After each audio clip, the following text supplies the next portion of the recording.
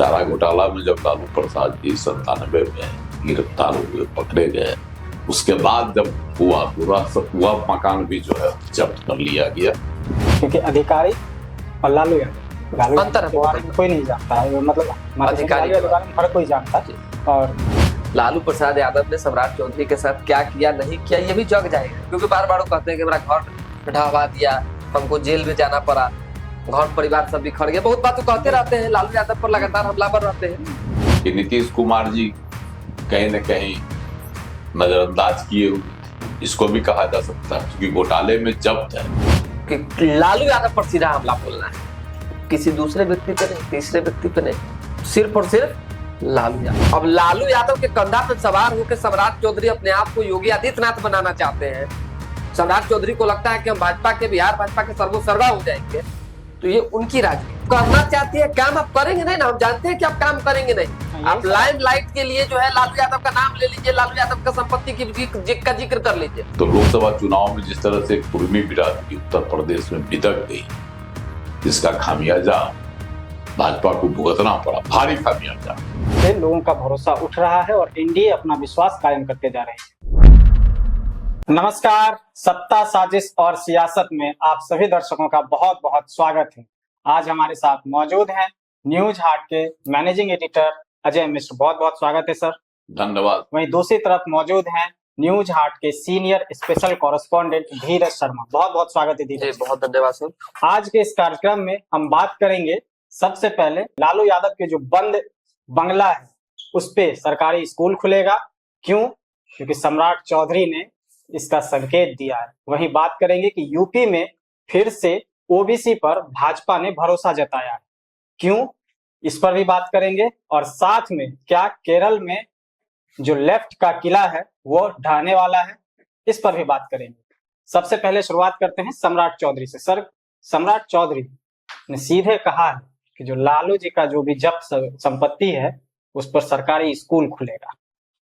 देखिए, सम्राट चौधरी का ऐलान चल रहा है बड़ा, और लालू नीतीश कुमार जब मुख्यमंत्री बने थे 2005 में, तो 2010 में उन्होंने वादा किया था कि जितने भी भ्रष्ट सरकारी अधिकारी हैं जिनको पकड़ा गया है उनकी जब्त संपत्ति में स्कूल खोला जाएगा, है ना। और खुला 2011 में एक अधिकारी थे, है ना, उनका नाम था एसएस वर्मा, आईएएस अधिकारी थे, है ना, एसएस वर्मा।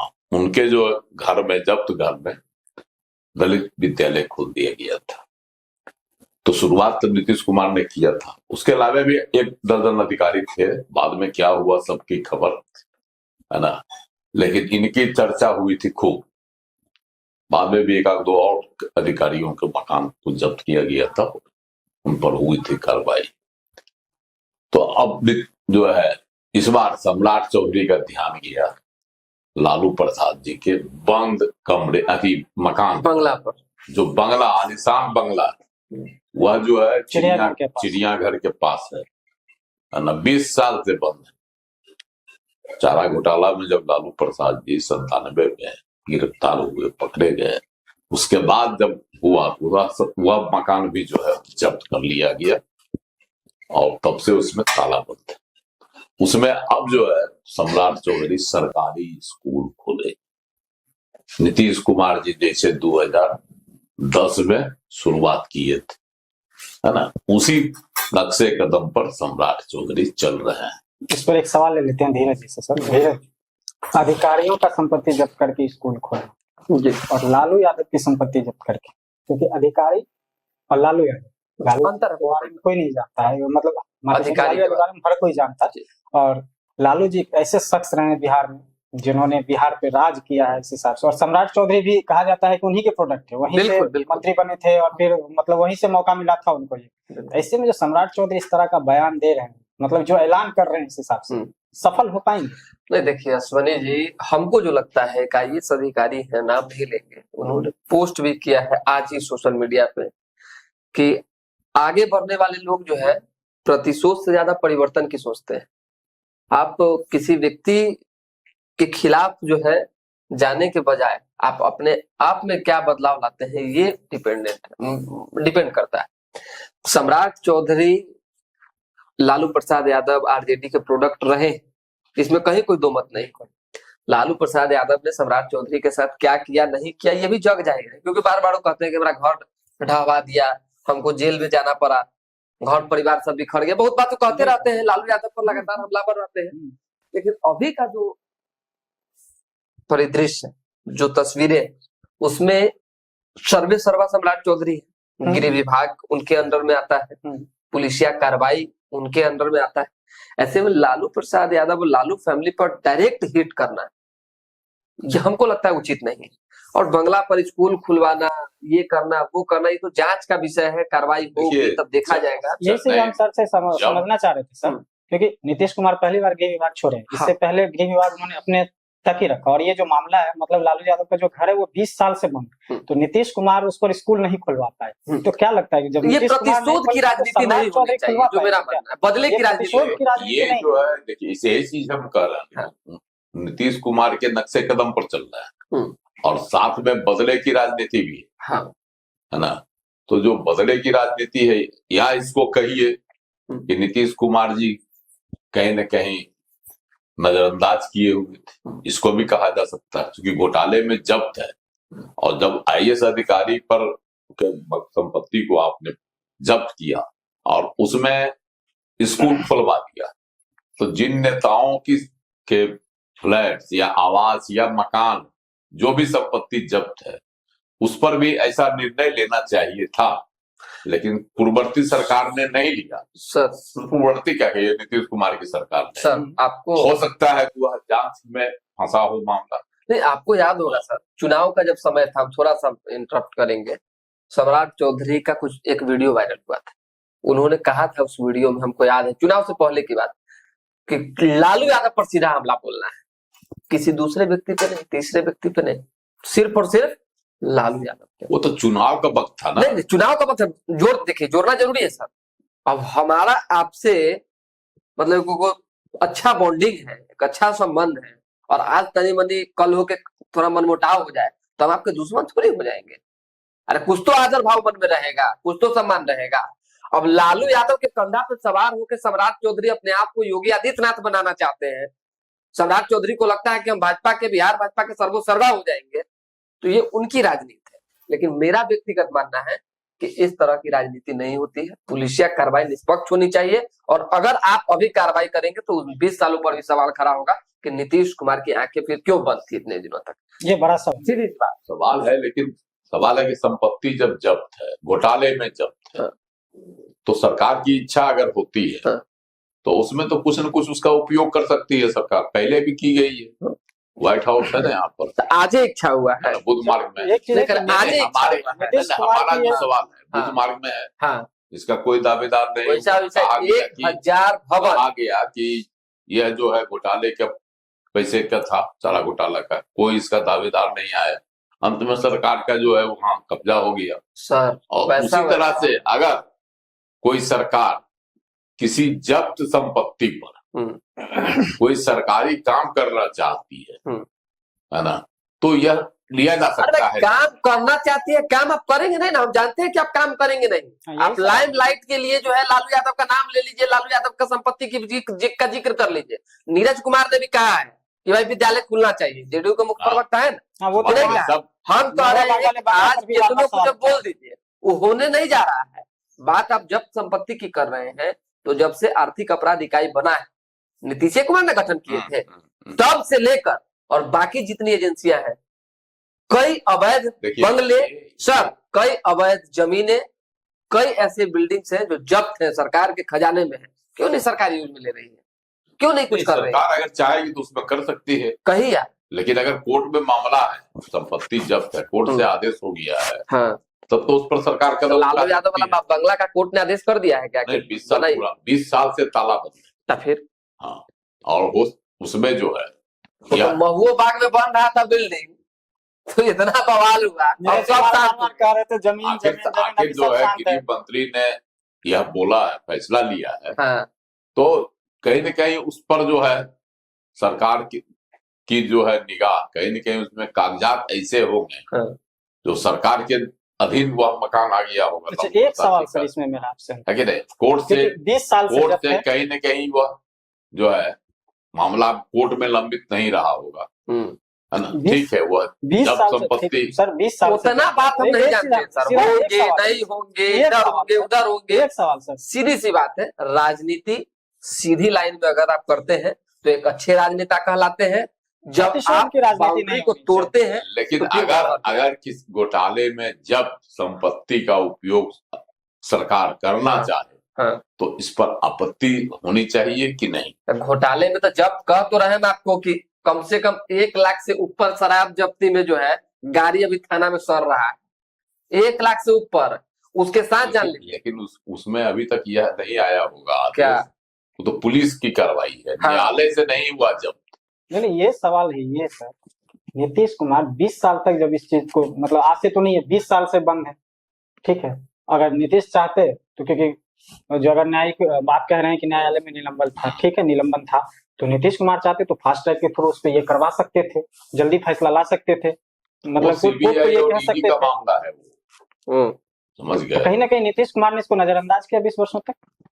नीतीश कुमार जी नजरअंदाज किए कि कहीं कोई कानूनी पेच में फंसा हुआ था, यह भी संभव है। अच्छा, टुट्टू इमाम भवन का नाम सुने? है ना, यह भी है कि कहीं की कोई कानूनी पचड़ा में तो नहीं फंसा हुआ था। तो अभी भी तो वही पचड़ा होगा ना, अभी तक तो कोई सम्राट चौधरी बोल रहे हैं, कहीं न कहीं उसको क्लियरेंस मिला होगा, तभी गृह विभाग है उनके पास, वह इसकी जानकारी लिए होंगे, तभी वह जो है कदम उठाने का उन्होंने फैसला किया।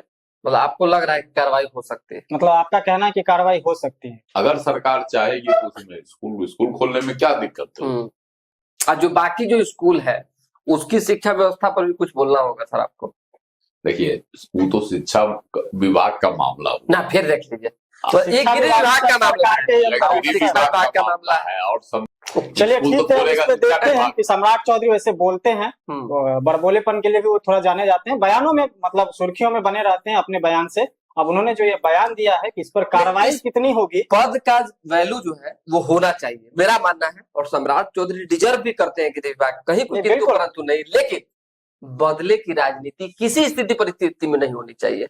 लालू प्रसाद की राजनीति हो रही है, हाँ, तब तो कहीं से भी उचित नहीं, हम जानते हैं कि ये नहीं हो रहा। लेकिन अगर यह प्रशासनिक फैसला है या प्रशासनिक स्तर पर यह फैसला लिया गया है और जो उचित है न, तो न्यायोचित भी हो, है ना, और प्रशासनिक तौर पर भी जो है उसमें कोई किसी प्रकार का कोई अड़चन नहीं हो, चलिए ठीक है, इसमें आगे सम्राट चौधरी का फैसला स्वागत है। दर्जन भर कांड जो है सर, और दर्जन भर चीजें हैं जो हम बता देंगे कि सरकार के भीतर चल रहा है, कितना सरकार कब्जा करेगी, कितना पर स्कूल खुलवाएगी। ठीक है, आगे बढ़ते हैं, देखते हैं कि जो न्यायालय का मसला है, अगर न्यायिक रूप से फैसला आता है और उसके बाद सरकार अगर काम करती है तो वो उचित है, लेकिन बदले की राजनीति नहीं होनी चाहिए। अब आगे बढ़ते हैं सर, अब बिहार से चलते हैं यूपी की ओर।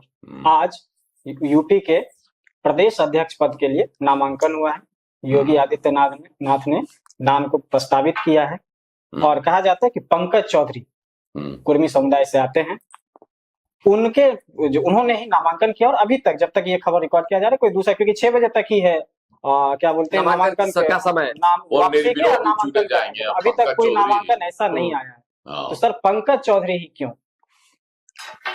देखिए, पंकज चौधरी ही क्यों, क्योंकि कई और नाम चल रहे थे, जैसे केशव प्रसाद मौर्य का नाम चल रहा था, किसी ने भी नहीं किया, तो निर्विरोध चुना जाना तय है ना पंकज चौधरी का। वह जो है सांसद भी कई बार रहे हैं, केंद्रीय मंत्री भी हैं, अभी वर्तमान में वित्त राज्य मंत्री हैं, और कुर्मी समाज से आते हैं, है ना, और चौथी बार जो है उत्तर प्रदेश का कोई अध्यक्ष जो है प्रदेश अध्यक्ष कुर्मी बना है।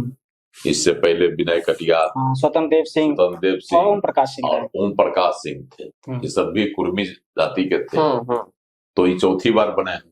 और कुर्मी समाज पर ही क्यों ध्यान दिया गया, यह बहुत बड़ा सवाल है। पहला तो है कि योगी आदित्यनाथ के आदमी हैं, गोरखपुर से आते हैं क्षेत्र से, और इनके मोदी और अमित शाह से भी अच्छे संबंध हैं। हाँ, तो और महाराजगंज से ही 6 बार सात बार सांसद चुने जा चुके हैं। तो ये सब है, इनमें अनुभवी नेता है, अनुभवी नेता है, सब कुछ है। और लेकिन सवाल है कि कुर्मी को साधना कोई नहीं तो इनके यहाँ है ही। मतलब अनुभवी समाज में ये भी जान लीजिए सर। हाँ, और यह भी जान लीजिए पिछड़ी जाति में यादव के बाद कुर्मी की ही संख्या है उत्तर प्रदेश में। तो इसलिए भी कुर्मी समाज को साधना भाजपा के लिए जरूरी हो गया है। 2024 में मतलब पिछला लोकसभा चुनाव जो हुआ था, अखिलेश यादव ने पीडीए बनाया था, पिछड़ा दलित और अकलियत। तो जो पिछड़े पर निशाना साधा, यादव तो उसके साथ था ही, तो पिछड़ा पर जो निशाना उसमें कुर्मी उधर भागे थे। कुर्मी में असंतोष इसलिए था है कि हमको जो है मतलब मेरी जो आबादी उस अनुपात में हिस्सेदारी नहीं मिल रही है ना, इसीलिए पंकज चौधरी को इस बार केंद्र में मंत्री भी बनाया। फायदा भी मिलेगा, ऐसा नहीं, फायदा मिलेगा, बढ़िया फायदा मिलेगा। नहीं, पहले भी जैसे देखिए, पहले भी डर थे कि कुर्मी वहां से छिटक सकता है, छिटक सकते हैं। देखिए जैसे विनय कटियार का नाम आया कई बार, मुख्यमंत्री पद के दावेदार हो गए, उनको भी नहीं बनाया गया है ना, हाशिए पर अभी है। तो इसी तरह से स्वतंत्र देव सिंह कदावर नेता, तो इनको भी चाहिए कुछ ना कुछ हिस्सेदारी। तो इस तरह का जो है, तो कुर्मी समाज में असंतोष था। कोहरी से तो आते हैं ही, क्या केशव प्रसाद मौर्य और भी कई लोग, उनको मिला, उनकी हिस्सेदारी मिली हुई सत्ता में, आज की सत्ता में भी। तो लोकसभा चुनाव में जिस तरह से कुर्मी बिरादरी उत्तर प्रदेश में बिदक गई, जिसका खामियाजा भाजपा को भुगतना पड़ा, भारी खामियाजा। आज जो केंद्र में पूर्ण बहुमत की सरकार नहीं है भाजपा, तो अकेले में अपने दम पर, उसके पीछे उत्तर प्रदेश बड़ा कारण, बिल्कुल है ना। वहां जो है 37 सीट जीती है सपा। अब धीरज जी से समझते हैं। धीरज जी, पंकज चौधरी को बनाने के बाद क्या तस्वीर बदलेगी? तस्वीर बदलेगी, और मेरा ये मानना है कि एक पहलू ये भी हो सकता है कि अभी उत्तर प्रदेश में चुनाव भी होना है विधानसभा का। नीतीश कुमार जिस समाज को यहाँ प्रेजेंट कर रहे हैं, हालांकि जात पात नहीं कहेंगे, लेकिन वहां पे ज्यादा संख्या कुर्मियों की अगर है, तो सीट बंटवारे में हो सकता है कि नीतीश कुमार जेडीयू वहां भी कुछ बेहतर मांगे, कुर्मी को आगे बढ़ाने के लिए, अपनी बात रखने के लिए। उससे पहले ही भाजपा ने जो है प्रदेश अध्यक्ष बनाकर अपने पाले में करने की एक बड़ी कोशिश कर ली। ये कर सकते। देखिए, नीतीश कुमार की पार्टी तो पिछली बार भी 2022 में भी वहां चुनाव लड़ने के लिए की थी, लेकिन बाद में जो हुआ कि पूरा गया आया राम गया राम के मामले में अटका हुआ। इस बार हो सकता है कि जदयू वहां दावेदारी करे, बस यही कारण, भाजपा को हिस्सेदारी देनी पड़े कुछ सीटों पर, जैसे झारखंड में थी, है ना, उसके एक विधायक है ना, तो हो सकता है उत्तर प्रदेश में भी देकर मामले को शांत कर दिया जाए। मतलब भाजपा ने पहले से ही इतनी तैयारी कर ली। सबसे बड़ा बात है कि जो इसका पीडीए अखिलेश यादव पर, जो भाजपा के लिए लोकसभा चुनाव में घातक रहा, उसको उस पर ज्यादा निगाह है, ये क्या कहते हैं आपको, योगी आदित्यनाथ की या भाजपा के शीर्ष नेतृत्व। लोकसभा चुनाव में देखे, विधानसभा चुनाव में बिहार में तमाम भाजपा नेता उसी तरह के ओबीसी नेताओं का यहाँ जाल बिछा दिया गया। यहाँ यह बता देना, उत्तर प्रदेश के लोगों को यह संदेश देना है कि देखिए हमारे साथ पिछड़ा भी है, हम पिछड़ों के भी नेता हैं, बिहार में भी हैं और उत्तर प्रदेश में भी रहेंगे। अखिलेश यादव पूरी तरह से फेल हो गए, कहीं से भी नहीं, उनका तो शहर कैंडिडेट वे हार गया। देखे नहीं, खेसारी लाल के लिए छपरा में चुनाव प्रचार अखिलेश का जादू यहाँ पे नहीं चला, मतलब बिहार के यादवों ने नकार दिया उसको। ओवैसी जब उनको फेल कर दिया, वहां से टीम लेकर आए थे मुस्लिम नेता का, दो थे ना, 2-3 को चेहरा उनका मुस्लिम नेता है, जो कद्दावर है उत्तर प्रदेश का, उसको लेकर आए थे यहाँ प्रचार करने, वो भी फेल हो गए। हम यूपी चुनाव पे आते हैं सर, क्योंकि अब यूपी में 1 साल बाद ही ये चुनाव, तो ऐसे में भाजपा ये निश्चिंत है क्योंकि योगी आदित्यनाथ का चेहरा अगड़ों के लिए एकदम परफेक्ट है, अगड़े वोटर उनसे नहीं टूटेंगे, इसलिए। और कुर्मी पे उनको कहीं ना कहीं थोड़ा सा ये था, और नीतीश कुमार यहाँ जिस हिसाब से परफॉर्म किए हैं, तो वो अपनी दावेदारी पेश करेंगे। बिल्कुल, अपने तरफ हम तो बता ही चुके हैं कि अपने तरफ खींचने के लिए भाजपा ने पहले ही तैयारी कर ली है। नीतीश कुमार की तैयारी और दावेदारी तो बाद में होगी, लेकिन भाजपा भी वो भी विचार तो- विमर्श करेगी ना भाई कि नहीं, हम वो भी कैसे तो जवाब देंगे। वहाँ खुश करने के लिए है ना, भाजपा ने बड़ी चाल चली है, इसलिए उसमें सहमति भी है, ठीक। योगी आदित्यनाथ की भी है और केशव प्रसाद मौर्य की भी है। इसके अलावा भी 10 लोग और थे जो बिल्कुल इसके पक्ष में रहे। चलिए आगे बढ़ा। तो भाजपा ने अपनी तैयारी कर ली है पहले से और कुर्मी को खुश करने के कल लिए जो है 14 तारीख को औपचारिक तौर पर घोषणा भी बिल्कुल, कर हाँ, दी जाएगी। क्योंकि अब अगर कोई भी नामांकन नहीं करता है तो उसके बाद निर्विरोध चुने जाएंगे पंकज चौधरी। तो भाजपा की ये बड़ी चाल 2026 के चुनाव में कितनी कामयाब होगी वो तो आने वाला वक्त बताएगा। अब थोड़ा आगे बढ़ते हैं सर और रुख करते हैं केरल की ओर। लेफ्ट का गढ़ केरल। कहा जाता है कि जो लेफ्ट जो है तो सिर्फ केरल में और कुछ एक जगहों पे सिमट के रह गई थी। केरल में जो है सो उनका थोड़ा दबदबा रहा है, एक किला रहा है जो अभेद रहा शुरू से बंगाल और अभी केरल में दबदबा रहा बंगाल है, में तो खत्म हो गई। हाँ। तो ममता बनर्जी ने तो खत्म कर दिया उसको, रहा है। हाँ रहा है। तो हाँ। अभी वर्तमान में केरल ही बचा हुआ है जहां लेफ्ट का किला था एकदम जो मजबूत स्तंभ माना जाता था, लेकिन उसमें भी भाजपा ने सेंध लगा दी निकाय के चुनाव में। एक त्रिपुरा में था जहां भाजपा ने ध्वस्त कर दिया और अपनी अब सरकार लगभग लेफ्ट हर जगह से ध्वस्त हो गई है। अब एक जगह है केरल में, वहां भी शुरुआत हो चुकी है। अब बड़ी अच्छी शुरुआत भाजपा ने की है इस बार जो नगर निगम चुनाव में, तिरुवनंतपुरम नगर निगम चुनाव, उस पर आधिपत्य कायम कर दिया। तिरुवनंतपुरम में, हाँ। जो है ना 101 सीट सदस्यीय सीट है जिसमें से 50 पर भाजपा की जीत हुई। जीत हुए, यह बहुत बड़ी उपलब्धि बिल्कुल। है ना। 4 दशक तक जो है उस पर कब्जा रहा है लेफ्ट का, कांग्रेस भी उस पर जो है कब्जा नहीं जमा पाई। लेकिन जबकि तिरुवनंतपुरम लोकसभा सीट से कांग्रेस के कद्दावर नेता शशि थरूर जो है वह 4 बार सांसद रहे हैं। ऐसा नहीं है कि वहां कांग्रेस का ही है। तो बावजूद इसके जो है तिरुवनंतपुरम नगर निगम पर जो है लेफ्ट का ही कब्जा रहा। इसलिए इस बार की जीत अगर भाजपा की वहां हुई है, कमल जो खिला है वह कमल हो सकता है कि दक्षिण के इस केरल राज्य से खिलना शुरू हुआ। अब वह कमल खिलते खिलते जो है बगल में तमिलनाडु पहुंचे, तमिलनाडु से आंध्र में तो कई बार हुआ भी है आगे पीछे, लेकिन चाहे मिलजुल कर ही बनाई हो सरकार, इसकी जो तो रही है आंध्र में, और तेलंगाना में तो जो आजमाइश करिए रही। लेकिन शुरुआत तो इसकी सर बिहार से ही हुई। बिहार में लेफ्ट की क्या स्थिति थी, 2020 में आरजेडी ने थोड़ा बहुत जिंदा करके 16 सीट पे ला दिया। 16 सीट जीती थी शायद, 16 को, ठीक है। सम्राट चौधरी बार बार कहते थे कि आरजेडी ने लेफ्ट को एक बार फिर से जिंदा कर दिया, मुड़ी कटवा पार्टी को। मुड़ी कटवे ना पार्टी कहता है, हम तो नहीं कह रहे हैं, जो नेता लोग हैं। सम्राट चौधरी लगातार कहे कि मुड़ी कटवा पार्टी है लोग। इस बार 2025 के चुनाव में क्या हुआ, 16 से कितने पर आ गए, 3 पर। हाँ, तो शुरुआत कहीं ना कहीं यहाँ से हुई। एक बार 0 पर चले गए थे, फिर आ गए 16 पे, फिर 3 पर आ गए हैं। उसके बाद बंगाल से भी स्थिति दयनीय ममता बनर्जी ने कर दिया, केरल से भाजपा ने कर दिया, और धीरे धीरे करके लगता है कि आपसे समझना चाहेंगे सर, क्या ये रणनीतिक चूक रही है, मतलब पार्टी के जो अपने उनके नेतृत्व है, शीर्ष नेतृत्व और जो अन्य कार्यकर्ता और अधिकारी हैं, या फिर लेफ्ट से केरल में भी अब लेफ्ट से लोगों का भरोसा उठ रहा है और एनडीए अपना विश्वास कायम करते जा रहे हैं? देखिए, लेफ्ट से भरोसा उठ रहा है केरल में भी, यह सब जाहिर है कि शहरी इलाकों में जिस तरह से भाजपा का कब्जा हुआ, तो शहर से ही भाजपा गांव की ओर जाती है। और वहां 2026 में विधानसभा का चुनाव है। हाँ, 2026 में विधानसभा का चुनाव है, अगले साल।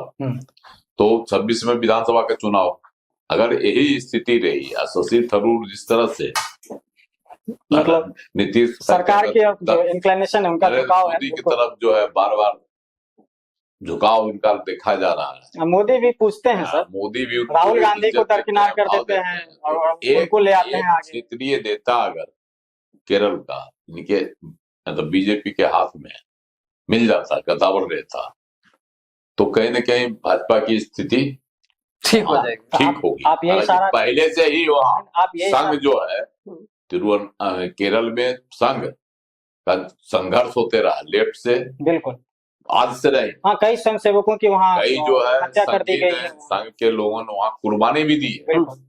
सबसे अधिक कुर्बानी अगर संघ के लोगों ने कहीं दी है तो वह केरल केरल में दी, बिल्कुल। 2 मोर्चे पर वहां संघ को लड़ना पड़ रहा है, एक तो लेफ्ट से और दूसरा उधर क्रिश्चियनिटी से, दोनों से वहां उसको लड़ना पड़ता है।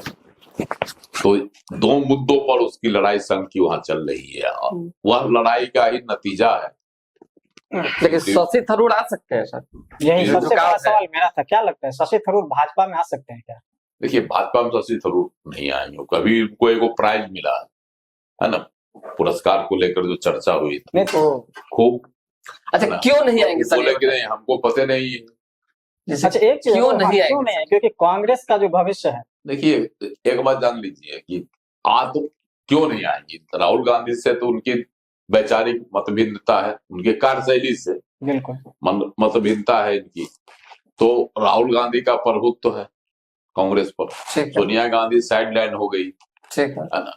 और जो राष्ट्रीय अध्यक्ष है मल्लिकार्जुन खड़गे, उनकी भी वो भी जो है राहुल गांधी के पीछे पीछे चलने वाले नेता है, बुजुर्गियत के बावजूद। कहीं ना कहीं कह सकते हैं कि दूसरे तो राहुल गांधी की ही कांग्रेस हो गई है।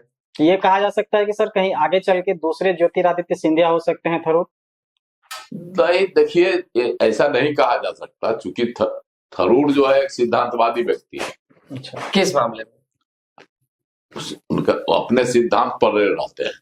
तो राजनीति में सब चलता है क्या? हाँ है, कुछ लोग अपने सिद्धांत से जो है नहीं। तब तो फिर निकाय चुनाव से सर शशि थरूर को कनेक्ट करना कहीं ना कहीं ये गलत है। भाजपा का जो प्रदर्शन रहा है, निकाय चुनाव से जो नगर निगम का चुनाव हुआ, इससे उनको इसलिए जोड़ा जा रहा है कि वहां कांग्रेस का प्रभाव शून्य होते जा रहा है, जबकि वह वहां से सांसद रहे हैं कई बार, 4 बार। कांग्रेस वहां जो है प्रभावहीन बनते जा रही है, और भाजपा घुसी है तभी जब कांग्रेस का जनाधार खिसका।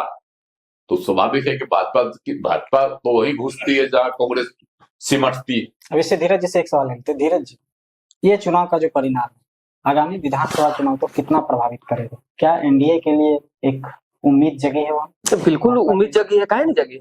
मान लीजिए धीरे धीरे ना कोई भी चीज होता है, एक बार थोड़ी छाप दीजिएगा।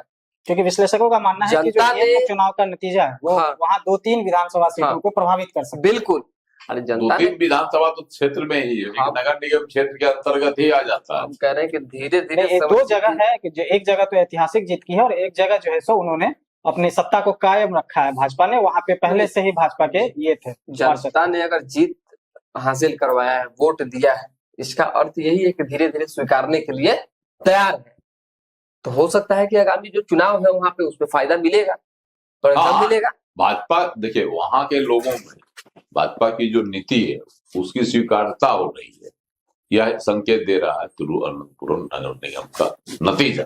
मतलब कहीं ना कहीं धीरे धीरे ही सही, कहते हैं ना सने सने भाजपा अब कमल जो है कमल केरल में खिलेगा। केरल में भी, हाँ, इसको कहा जा सकता है कि केरल में अब कमल खिलेगा जल्द ही, या फिर और इंतजार करना होगा? अब देखिए विधानसभा चुनाव होना है, उसमें कितना असर या इस चुनाव का रहता है देखने वाली बात होगी कि अगर उसमें इसका प्रभाव दिखाई पड़ा तो समय लगेगा, लेकिन कमल खिलेगा केरल में भी। जैसे बंगाल में है ना, 3 सीट पर जीतने वाली भाजपा 70, 71, 73 सीट पर जीती ना पिछले चुनाव में। अब आगे जो है इस बार दम लगाए हुए है, ममता बनर्जी परेशान है ना, जो भी हो, ऐसा ही यार कारण हो या जो भी हो, तो कहीं न कहीं ममता बनर्जी के नाक में जो है दम तो बीजेपी ही कर रही है, कांग्रेस तो वहां मरनासन हो गई है, लेफ्ट का कोई वजूद ही अब नहीं बच रहा है बंगाल में, तो बीजेपी ही वहां जो है ममता को चुनौती देती है। पिछले चुनाव में भी दी है ना, 2021 के चुनाव में भी, और 2026 में भी ममता मान रही हमको भाजपा से ही चुनौती है। ठीक है, वो तो जब अब नजदीक है वहां, और वहां न्यूज हाट की टीम भी जाएगी और वहां का जो ग्राउंड होगा, ग्राउंड जीरो की रिपोर्ट वो आप तक पहुंचाने की कोशिश करेंगे हम लोग। फिलहाल इस चर्चा को आज यही विराम देते हैं, और आप दोनों गेस्ट का हमारे इस कार्यक्रम में जुड़ने के लिए बहुत बहुत धन्यवाद आपका।